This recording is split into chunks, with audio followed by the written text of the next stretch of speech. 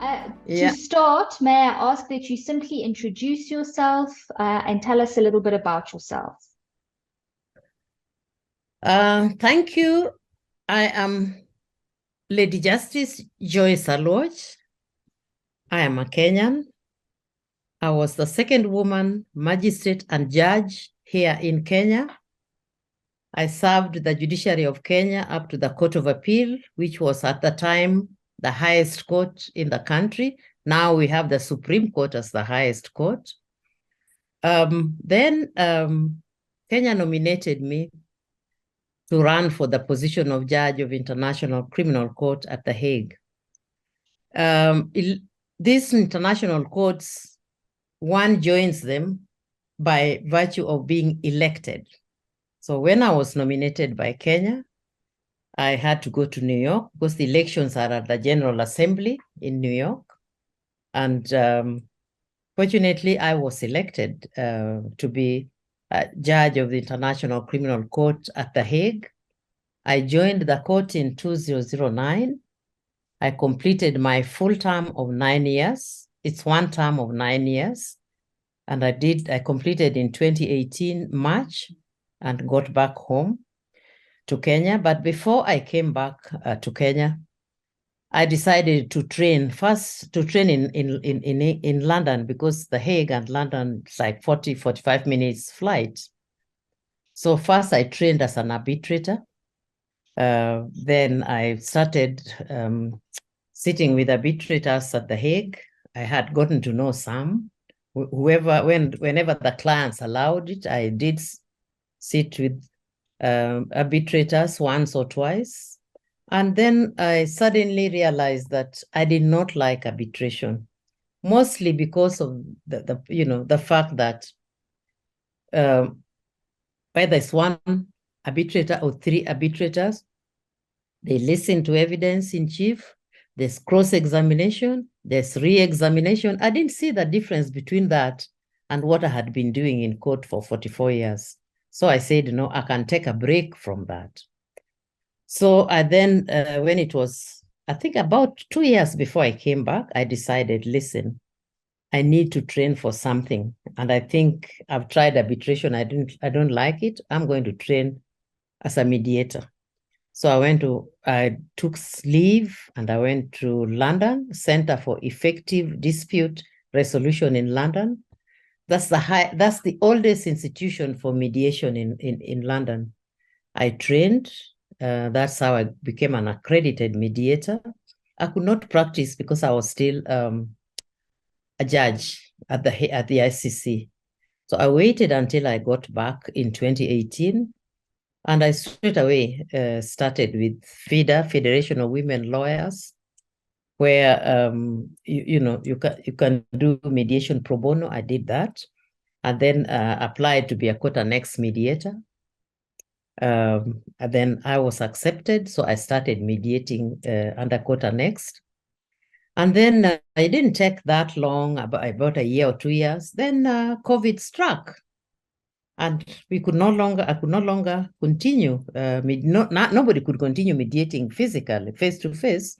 So I then took a course on online mediation, and that went well. I was able to, after the course, I was able to conduct online mediations. And then after that, again during COVID, I decided, I said, listen, I came from international setup. I was at The Hague for 9 years. My qualification is only accredited mediator. I do want to get something international.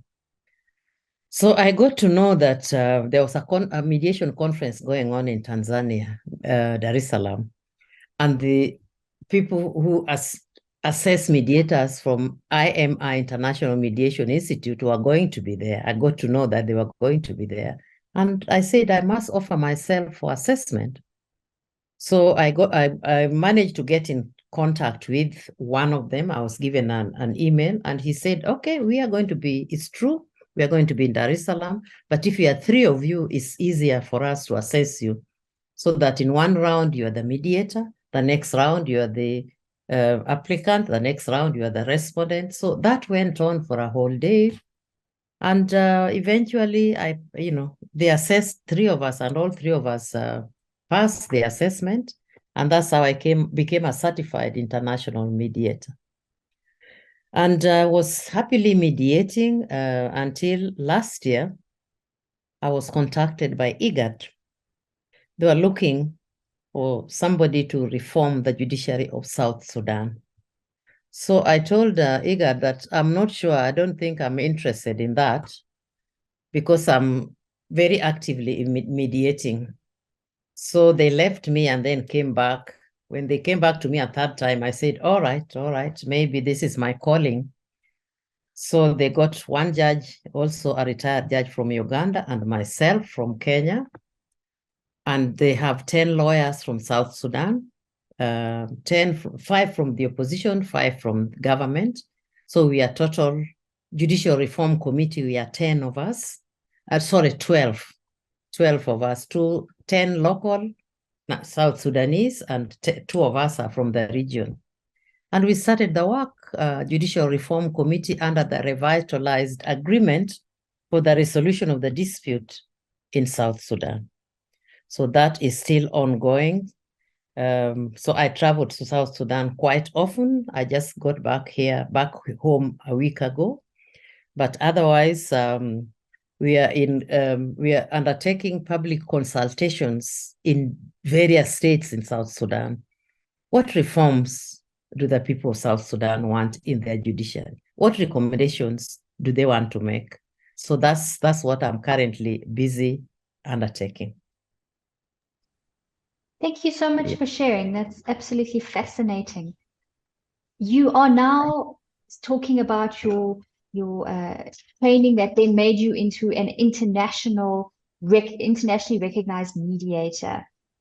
Do you think, though, being an African woman brings something unique to your form of mediation, to the processes of your mediation?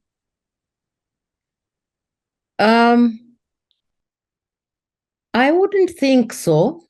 I look at myself as a qualified mediator, and I have not felt once that the parties before me, either physically or online, felt that I am an African woman. Instead, what I have felt is they always, despite the fact that I tell them I'm a retired judge, they always say, oh, but that even makes you a better mediator because you've spent the whole of your life listening to people, that sort of thing. And I can imagine that's very true. In a way, it makes you incredibly well-rounded in terms of having both understandings of the legal system as well as having training as a mediator. For you, when you are in the mediation processes, what do you prioritize?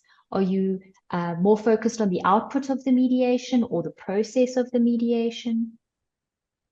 To me, the process of the mediation process is key. Because if people don't get to understand what mediation is all about, they can't really, they don't know, they are lost. So to me, the mediation process is more important, very, very important. And I always try to ensure that the parties before me understand the mediation process, because most people do not know what mediation is all about. Yeah. Absolutely. And for them, it could be the first time that they're entering into such a space. Yes. Many people, that's true. Yeah. And so it's important to make them aware, I can imagine, and also to build up a sense of trust with them as well. And then develop, you develop a relationship with the parties appearing before you. They have trust in you, rapport building, all that. Yeah. And do you think it's important to remain completely neutral, or do you think you're always going to have your own values that are going to come through in the mediation process? It is absolutely necessary to remain neutral. And that's why a mediator is called a neutral third party. Okay. Because when people are still able to talk, they negotiate. When they are not able to talk, then they need a neutral third party, namely a mediator. So I have to remain neutral. How would you describe success in a mediation process? Or could you give us an example of when you felt you had a successful mediation process?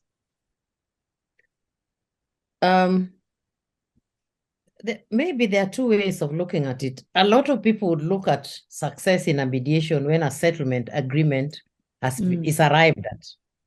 Okay. But also, even if a settlement agreement is not arrived at, there are ways there are alternative ways. Have the issues been canvassed? Were the issues canvassed broadly? Even if that eventually a settlement agreement was not reached? And the people were issues canvassed. Did the people understand where they're coming from, what the dispute is all about, even if eventually they didn't settle?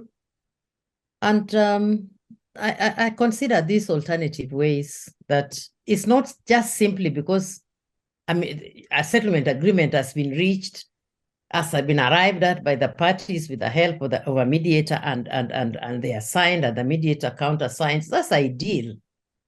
And maybe that's what should be happening. But sometimes it doesn't happen. But to me, I always say all is not lost, because during the mediation process, parties were able to talk openly about what the dispute is all about. And they were able to open up. And I always think there's value in that, because now they are much more open to finding solutions. They may not find it at this sitting, but now they understand really what the dispute is all about. So all is not lost if a settlement agreement is not reached. And there I can see your love for the process, and you're seeing success in the process and not being the outcomes focused. I now see that even more clearly with your example. Have you got a particular case where you felt it was successful that you could share with us? Yes, I can share one case, which I think it was, I handled it soon after. Was it soon after COVID or before? I think it was soon after, before the onset of COVID. This was a family. It was a mother and her son were the respondents. Her 4 daughters, one was in the US, but 3 were with me during at the table. 3 daughters were the applicants. And they felt the father husband, he was very rich, and he invested in Kenya. Some investments were in Uganda, Tanzania. He was very rich. And this is one family.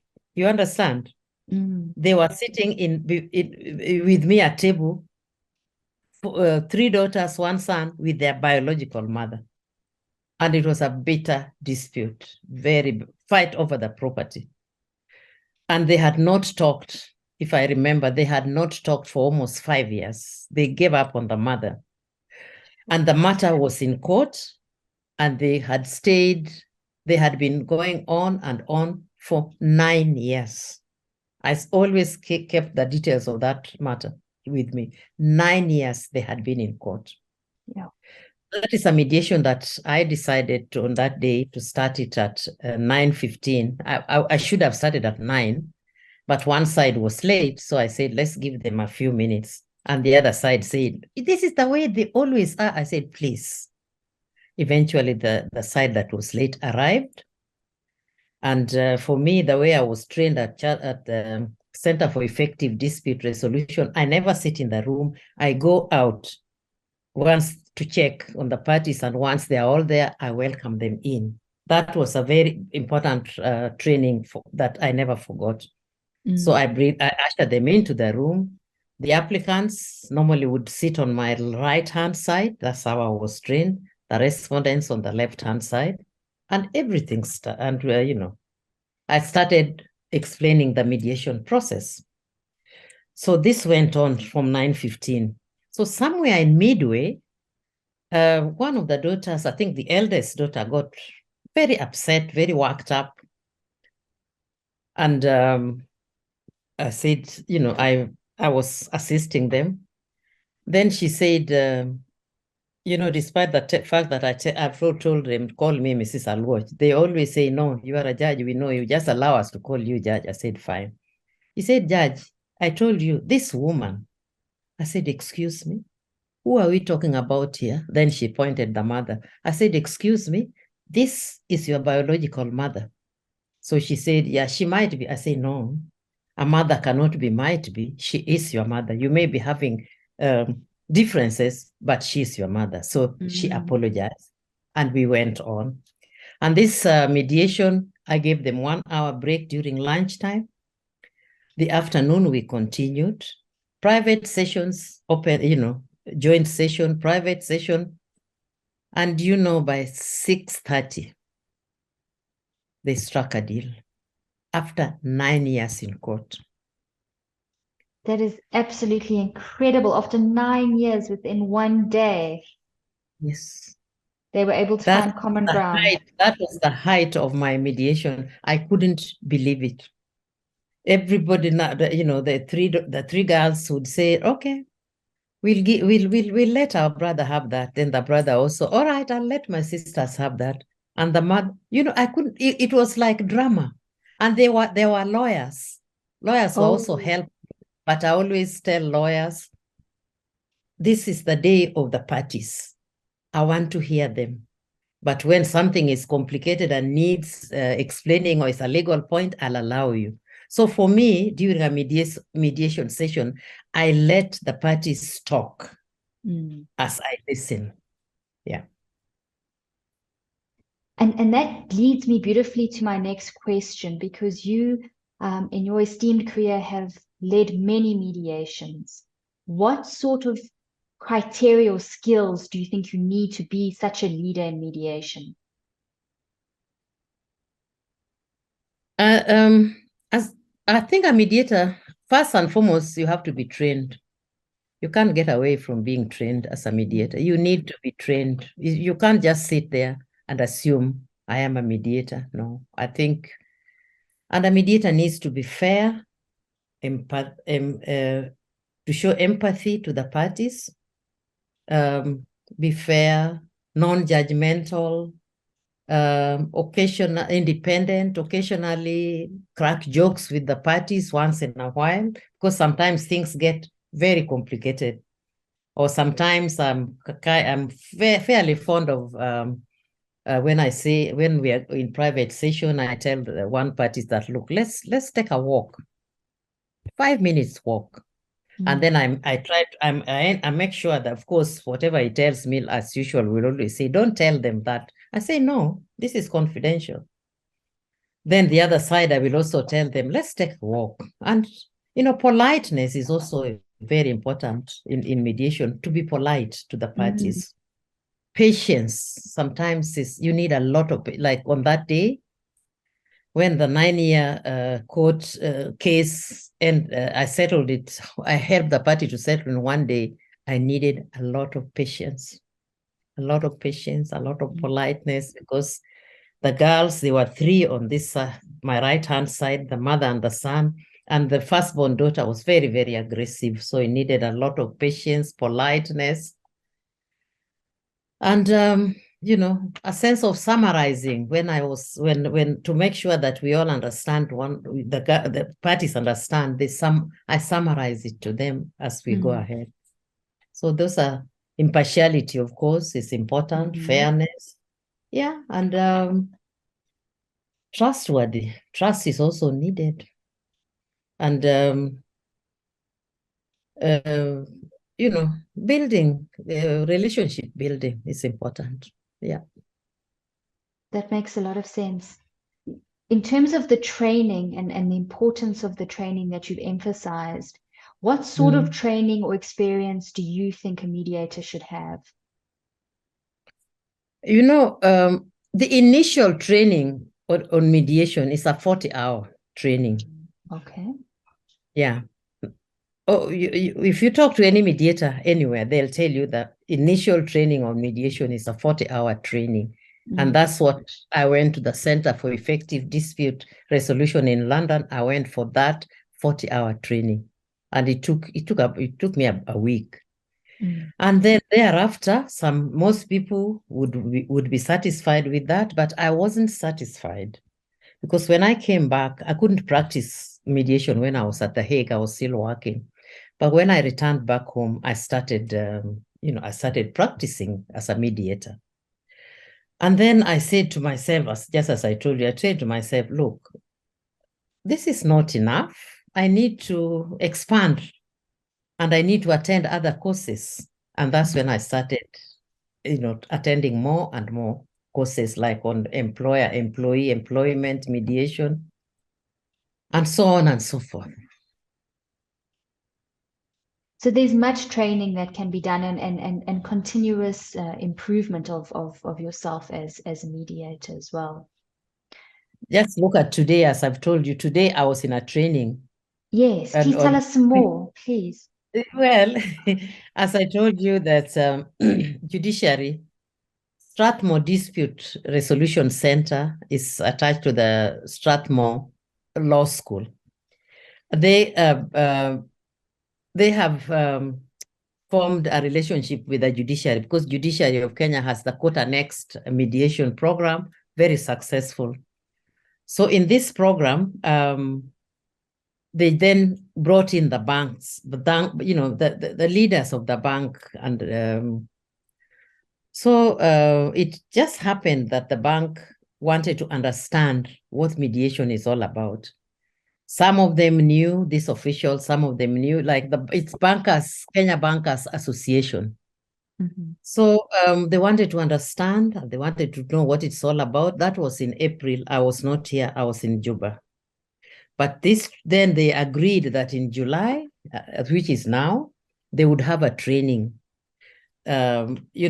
What is involved, what sort of disputes are there in the bank and what is involved. So that is what this training was all about. It was specifically geared towards resolving disputes in the banking sector.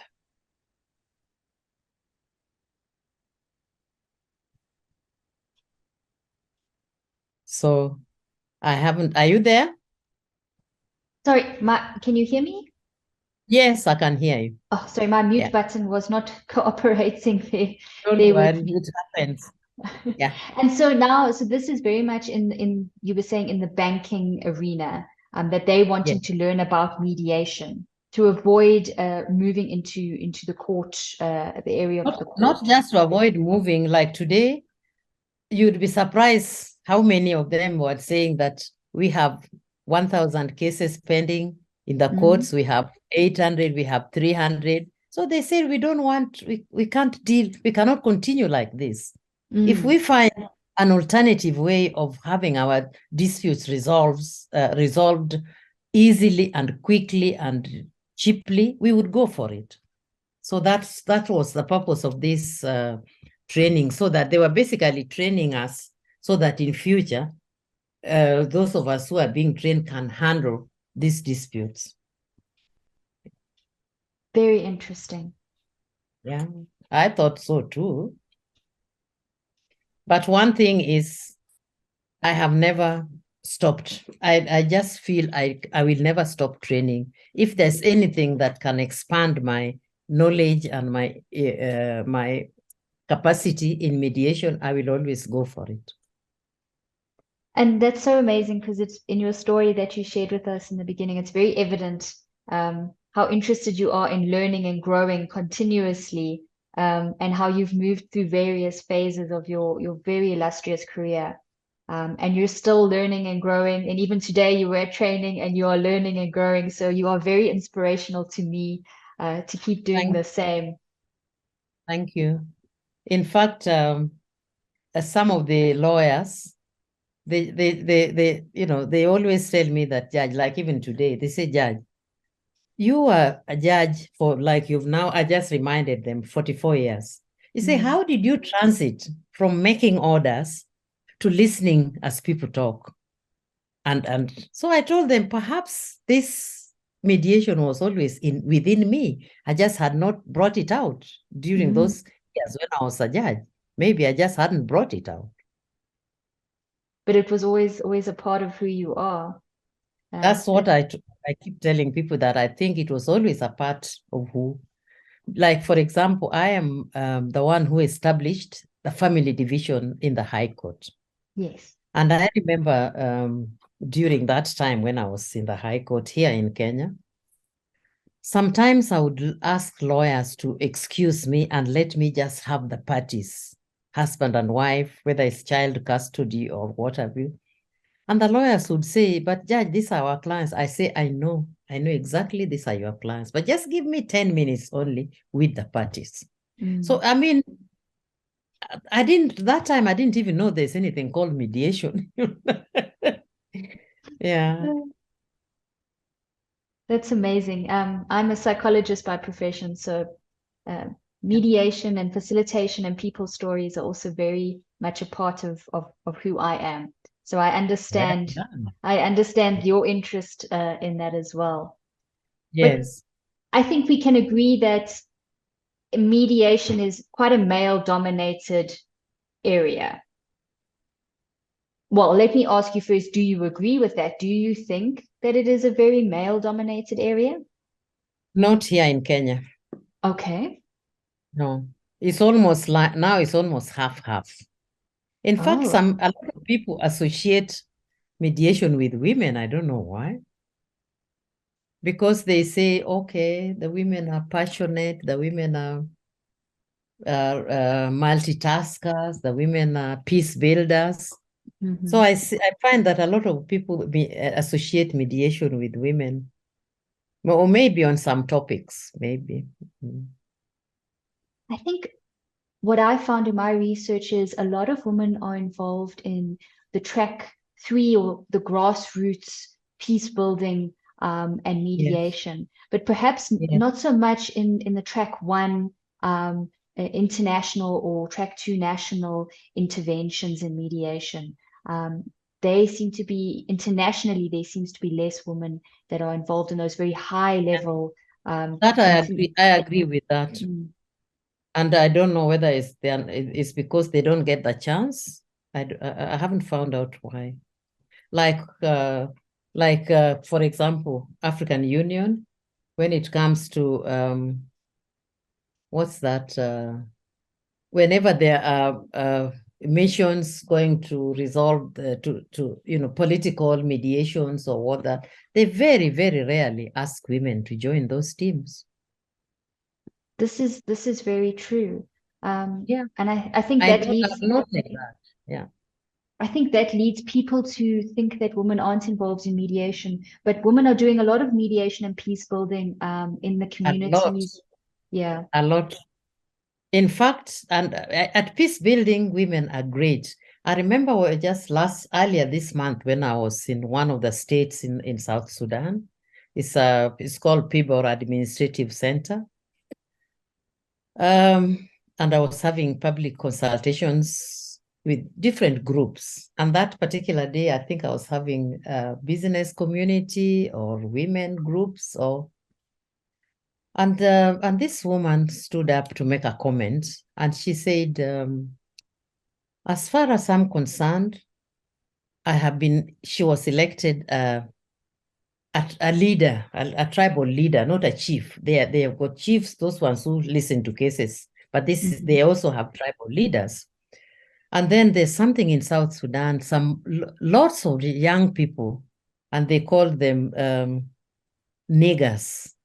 Okay. And people are scared of them because they're always they walk in groups and they fight people, and some of them have got weapons. So people are scared of the niggers.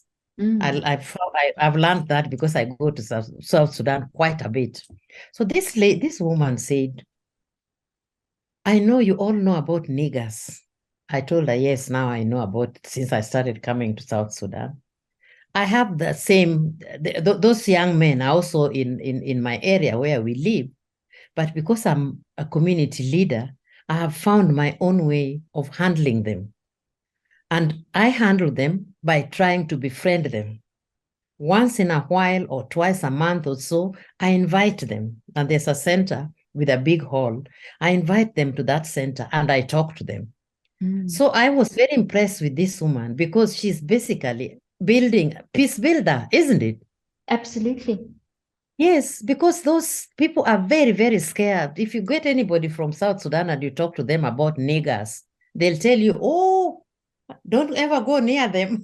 But when she said that she is, she's a community leader, has been elected a community leader, and this is the one way in which she's dealing with these boys, the niggers.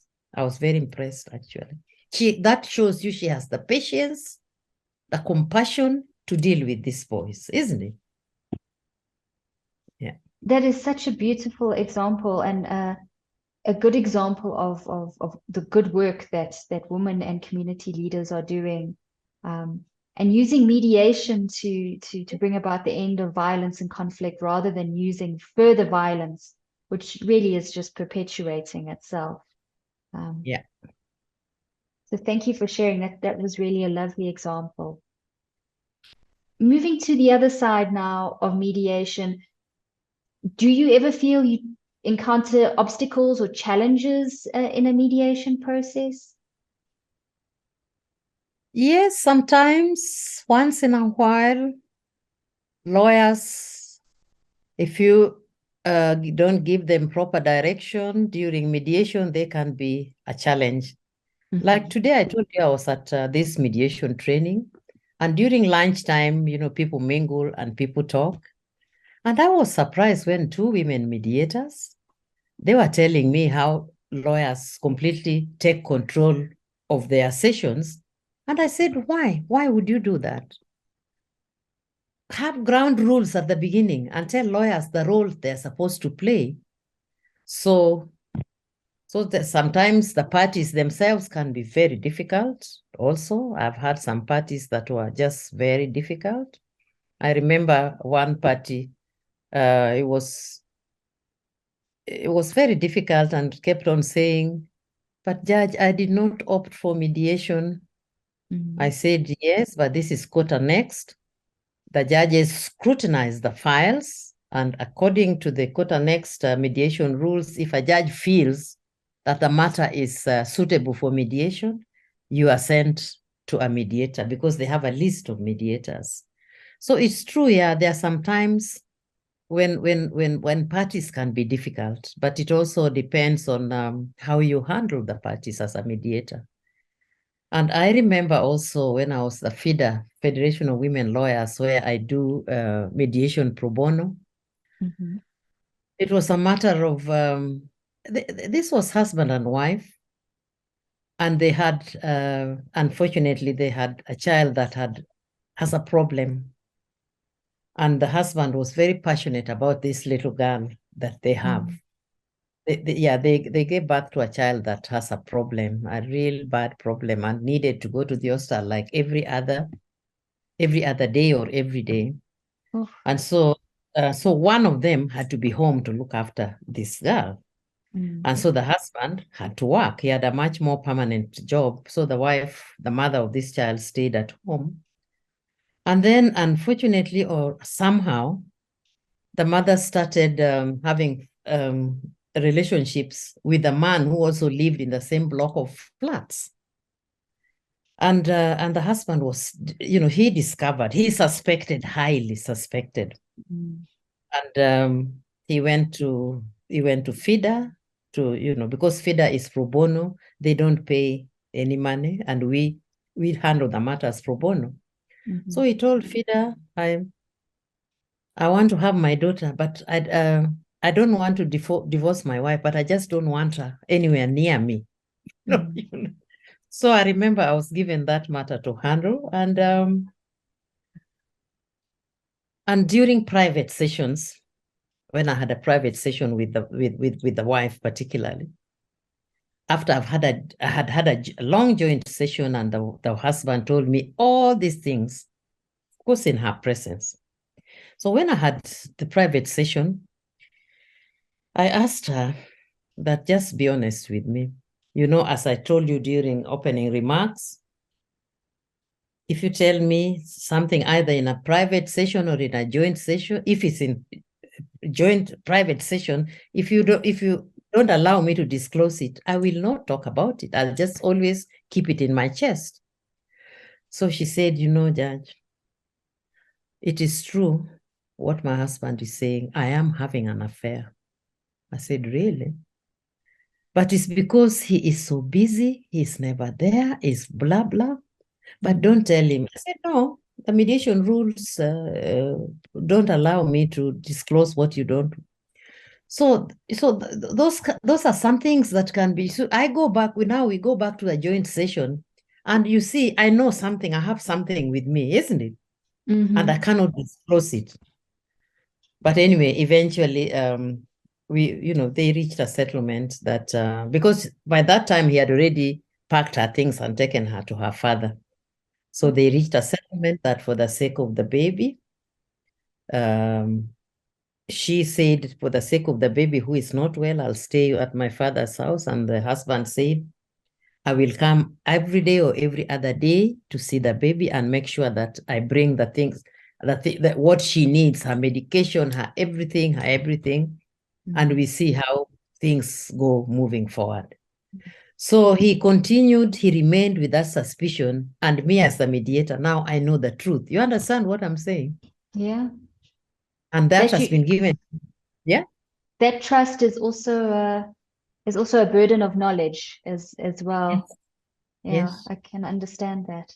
As a psychologist, I can definitely understand that.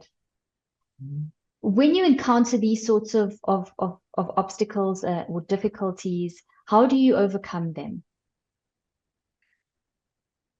Sometimes I give parties a break. I say, let's have a 10 minutes break so that they can think about it. And this is where sometimes, depending on where I'm conducting the mediation, I give them a break and I can say we resume after 10 minutes. And then I said we are going into separate private sessions.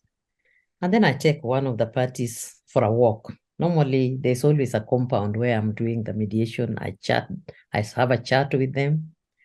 10 minutes, 15, we go back. I take the other party. To be fair, I also take that party for a walk. You know, you just do things that will make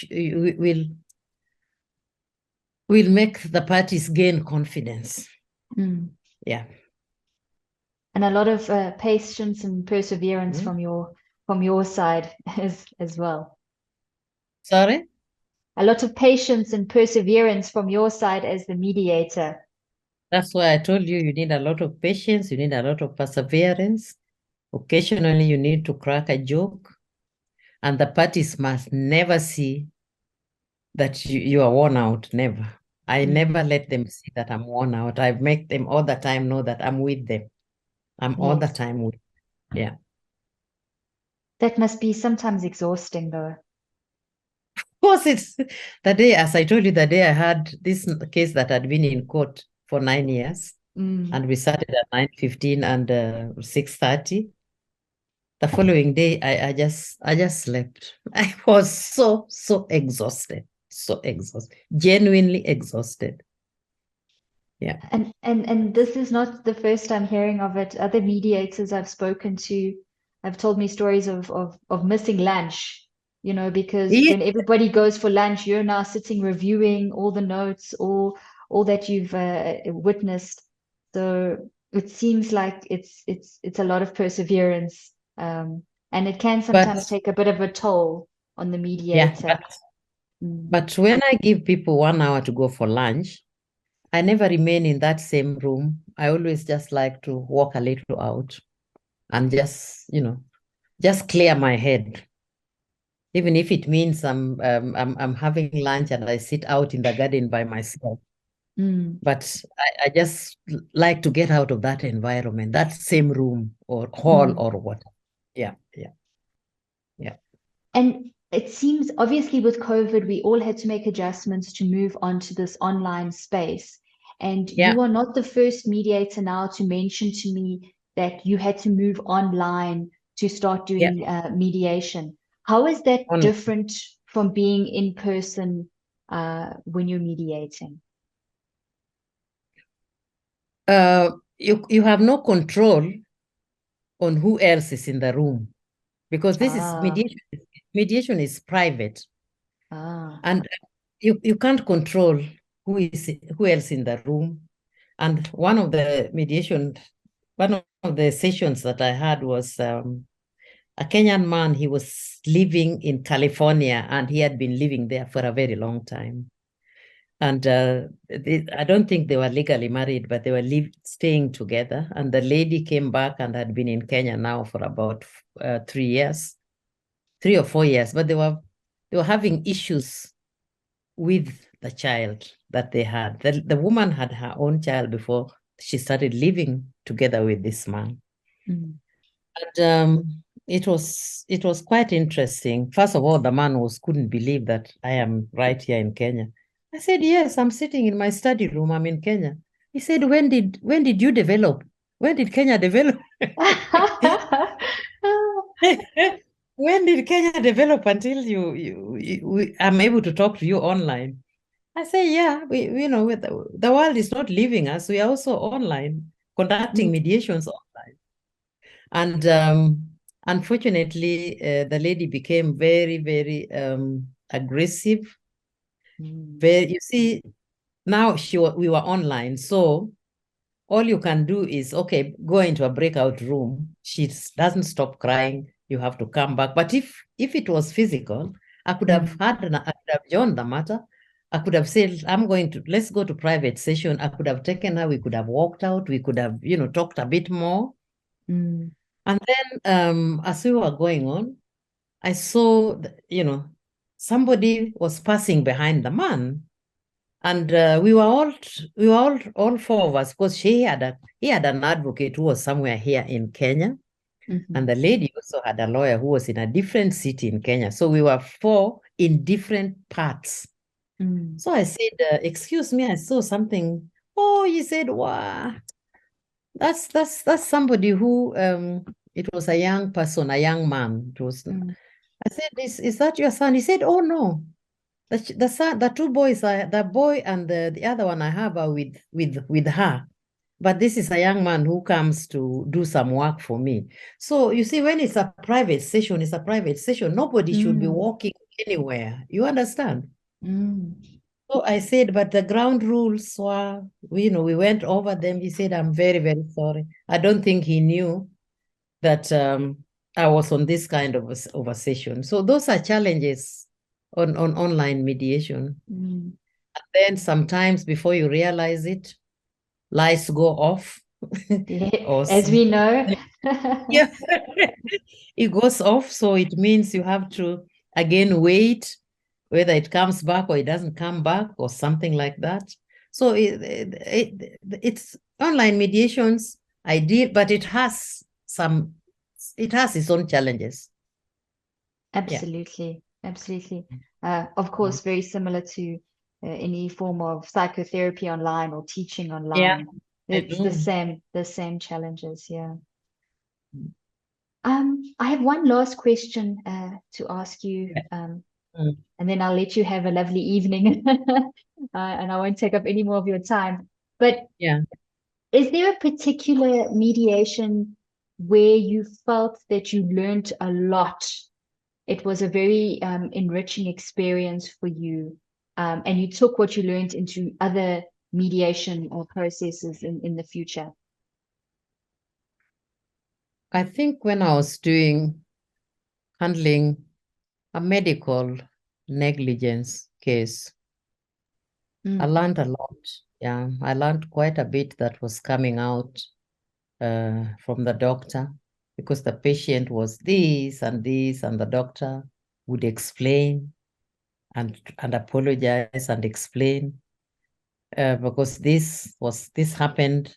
If this happened and it upset you, I'm sorry, but it happened because of ABC, that sort of thing. So that okay. was a field. Yeah, that was this medical field. I hadn't handled the medical field before that. And then thereafter, when I handled another one, it was much easier because now I had something had some information in mind. I could relate to what what they were talking about. Yeah. And that makes a lot of sense, and quite different, I'm sure, to a family dispute or other kinds of legal disputes. To be dealing with medicine. Yeah, very different. Though my husband is a doctor, but as I always say, as we always say, he's my husband. He's not my doctor. When I'm asking him many things, he says, "Don't forget, Mom, you have your own doctor, not one, two or three. Save me from I'm your husband. Save me and ask all those tiny little things. Ask your doctor." Absolutely. One of my best friends from childhood, he's also a doctor now. And she always says to me, "Oh, please, Bianca, go ask your doctor. I'm your friend. Don't ask me. Don't ask me." Isn't it what I'm telling you? Yeah. Absolutely. Before we go, is there anything else that you would like to share, some last thoughts or comments, particularly about women mediators in Africa? I think women mediators in Africa, what can I say? We need to be seen. We need to be confident. We need to be seen. We need to come out and be seen, and people know that here we are women mediators. We are handling issues and we can manage these issues and we are capable. We need to come out and we need to, like, I don't know about other people, but I will always encourage continuous learning. If you're not sure about, if you're hesitant and you're not sure about things, I think open out. When there's a training, go to that training. And more so, mediators who are not lawyers, I like to encourage them that mediation is for any profession or any, you can be a nurse and be a mediator. You can be an engineer, you're a mediator. It's not a reserve of lawyers. It's not a preserve of lawyers. That's what I would encourage women. Because we are, most of us are mothers, we are peace builders. We are used to multitasking. Let's take all these qualities and mediate issues because we can manage. We are, it's inborn. We have it in us. We can manage. Yeah. That is so beautiful and such a lovely way to end off the interview. Thank you so much, Lady Justice. Yeah. I really, really appreciate your time this evening.